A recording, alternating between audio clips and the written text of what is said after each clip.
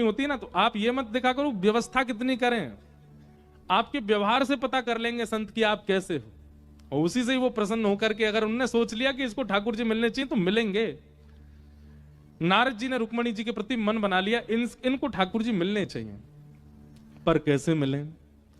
तो भागवत जी में वर्णन आता है कि नारद जी ने असंख्य कथा वक्ताओं को बुलाया और कथा वक्ताओं से कहा, बोले देखो विदर्भ में एक नियम है कि जो भी कथा वक्ता वहां से गुजरते हैं, भीष्मक राजा को अगर पता चल जाए तो वो उनकी कथा जरूर करवाते हैं 7 दिन की।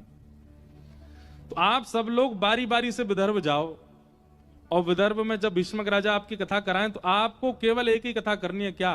द्वारिकाधीश के रूप का वर्णन, स्वभाव का वर्णन, गुण का वर्णन, सौंदर्य का वर्णन, चाल का वर्णन, ठाट का वर्णन, केवल, और कोई ज्ञान वैराग्य की कोई चर्चा नहीं, केवल ठाकुर जी ठाकुर जी। वो ठीक है।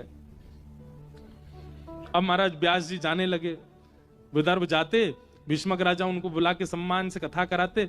कथा में सबसे आगे बैठती रुक्मणी जी। रुक्मणी जी तो बड़ी ज्ञान वैराग्य और शास्त्र सम्मत बातें सुनने का उनका अभ्यास था, लेकिन यहाँ तो लटक छटक और ठाकुर जी की लटकन, ठाकुर जी की ऐसी चाल, ठाकुर जी के ऐसे बांके, ठाकुर जी के ऐसे नेत्र, ठाकुर जी की